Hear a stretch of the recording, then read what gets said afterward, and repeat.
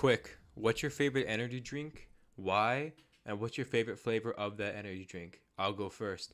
Monster Energy, the white one. Anyway, moving on.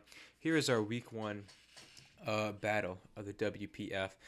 Now, you can see right here, this is a new slide type thing I'm dealing with. I did this because it requires significantly less work, and I'm one lazy guy, and I'm pretty busy as well. So I had to figure out how a way to cut time, and this is pretty easy. So we're going to be going over the team really quickly, and then we're going to hop into the battle and show you how it went. This battle happened today.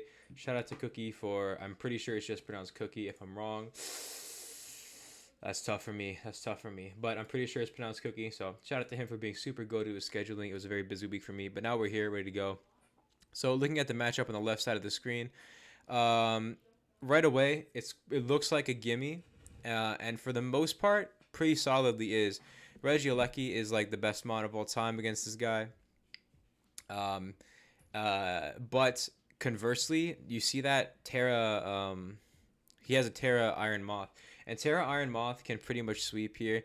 If he is specially defensive, what is that guy called? Nose. He could also, or even Assault Vest like mixed. Nose could potentially live 2 TERA Blasts Fairy from Aleki. And then he can kill back with like Headlong.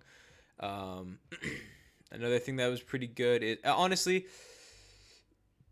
the only thing we're truly like genuinely terrified of is that Iron Moth. If Iron Moth gets cooking, we might be cooked. You know what I mean? So you guys can analyze the matchup over there. I'm not gonna like speculate too long because the slides are already done. I don't really have to fill time to talk. So first Pokemon here is the Data Breach Regieleki.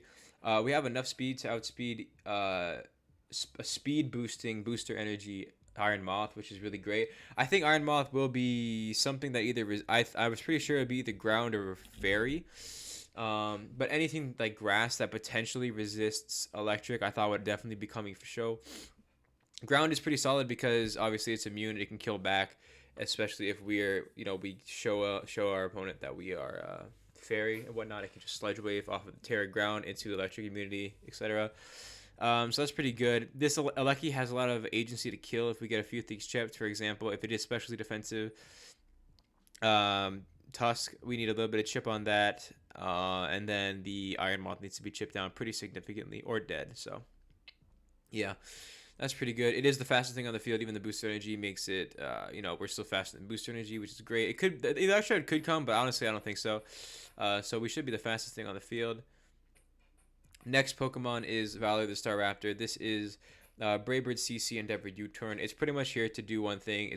I designed this as the lead because on his team, the leads he has is like not that good. He has like Masquerada, or he has Masquerada. Realistically, the leads I thought would come was like Masquerada, potentially Scarf Hydreigon, Electrode, or Bramble. And I didn't think Electrode would be coming. So I was pretty set that he would lead the Masquerade or something. So this is anti-lead. It 2-hit KOs everything on his team. It's a roll to 2-hit KO the Dachshund, but it is still really good. It'll OHKO or 2-hit KO pretty much everything, and chip on anything's good. And we can win chip right away off of the Great Tusk that's goaded, and then we'll be like in a great position with Aleki to come right in immediately and just start clicking buttons. So pretty solid. The situation here is a switch in for the Tusk. Spirit Shackle leaves some Defog Roost. Not the greatest set. I'm not like a huge fan of this, but it is solid against his defensive core, which is really good. It does beat pretty much his whole defensive core. Cobra Berry is to take a knockoff from the Tusk and not get destroyed by 2, or get destroyed by a knockoff into Ice Spinner. But yeah, defensive. The attack, I'm pretty sure, is to... What was I cooking? That attack is for something important, but I built this team literally a week ago. Garchomp is Roselli. Oh my goodness, Roselli Berry, Spadef Speed. I'm not sure what I was cooking here either. I'm pretty sure this is just meant to take, in case that the booster energy guys is Speed and Dazzling Gleam, we can potentially survive with Roselli if we're high enough. So it gives us like a defensive out in worst case scenario. The Draco. Oh, I remember what this is for. So this is also potentially to spike Great Tusk Draco, and then he's like super chipped down. Flamethrower is for the Oathworm or Earthworm. Outrage is just for big damage in case things get really dicey. And Spikes is good against him because I said we need the... Rocks aren't that good against him. Spikes is way better, so... Next is Iron Valiant.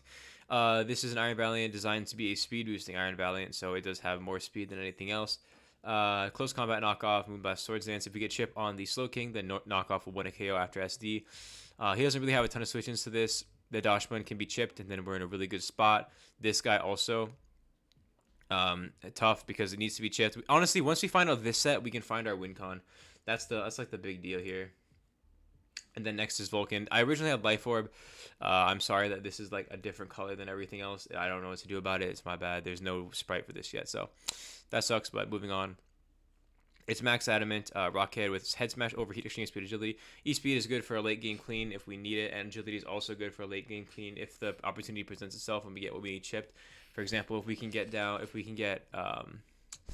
Great Tusk chip, like this is to earn chip on the Great Tusk that we need for the Regieleki is pretty much the whole point of this set. It can sweep in the late game if things go really well, but honestly, there is just nothing else I really want to put in that slot, and I figured if it happens, it happens. Head Smash, Overheat, E-Speed, pretty solid. E-Speed will help me out a lot in the end game. So, yeah, pretty solid. That's the team walking into the first battle, and so he brings Iron Moth, Great Tusk, Slow King, Masquerada, Bramble-Ghast, and Dashman. So, pretty solid. Pretty much what I expected. I won't lie. I didn't really think anything else was that good. Maybe the Hydra, but this is pretty much what I expected. The only thing we're worried about now is not losing to Iron Moth. That is like, Iron Moth is public enemy #1 right now. And so looking at the leads, as I said before, I built the Staraptor to lead into whatever he wants to do. So Raptor comes out on the Bramble-Ghast, really good for me. I just go ahead and fire off a Brave Bird because it does potentially 2-KO everything, and Dashman is going to take 1,000,000% here. It gets a little bit of leftovers, but that's fine. It protects here, revealing that it's probably Wish Protect, Play Rough, and then some other move. So I go ahead and stay in here after this Protect, and I do it again, because even if he does Play Rough me, and I get chipped, that's okay, and it's not that big of a deal. I can switch out, and then I have Endeavor. Masquerada comes in here, it Sucker Punches me. That reveals Banded, and it is going to die here to Brave Bird. So Masquerada and Dashman go down right away, which is great. Puts us on the lead right away, and the Staraptor's done his job. So I bring Kindness in. And I put up a spike and get 50 bajillion% of my health taken away, which is really bad. And then we trade spike, so he wins that engagement far and away. I overheat this Bramble-Ghast, which is pretty solid. Bramble-Ghast being gone might not seem like a big deal, but it is preventing Aleki from sweeping. So I bring in Data Breach here because now these three are in a pretty tough spot. This comes in and it reveals that it is special attack boosting. I'm afraid this is going to be ground or electric. If it's ground and I like T-Bolt or Volt Switch on it, I get caught and then he Terra ground me, I'm like donezo for real. So I go ahead and just go into Garchomp. Because I took so much chip and this, I know I'm going to die, especially because it's special attack boosted. He reveals Terra Electric and Agility's here. So this is actually super scary here. It's possible we lose right away. So he's going to kill this. Not a big, I mean, it is a big deal because I let it get chipped down. So that sucks to be me. I bring in the Arcanine here because Arcanine does not die to anything one hit unless there's a crit, and he can't risk the crit. He's going to go out and switch into Great Tusk. I think I'm an idiot and I'm bad at the game, and I just go ahead and Rockhead. Yeah, I Head Smash because I'm a coward. And I would have lost the game any other way. But that's really great. Forcing the Iron Moth out means it's no longer speed boosted and its special attack is no longer boosted. So I bring in Decidueye here. Pretty free. I can just go ahead and I believe I just Fire Move? Or no, I'm an idiot, dude. Oh, wait, what the heck? Am I an idiot? Oh, it was a double, right? He doubled into Iron Moth. He Fire Dances, gets a special attack boost. That sucks for me, but it's okay. Iron Valiant comes in here and it threatens a KO with close combat and its speed. I thought about SDing here, but it was just too risky. And Slowking could be carrying Psychic or Psyshock, so it was just not worth it. I go ahead and knock this, or I go CC the Slowking. I think about knocking here, but if I knock, I'm pretty sure I lose because Data Breach cannot kill Iron Moth until it gets down to about 40%.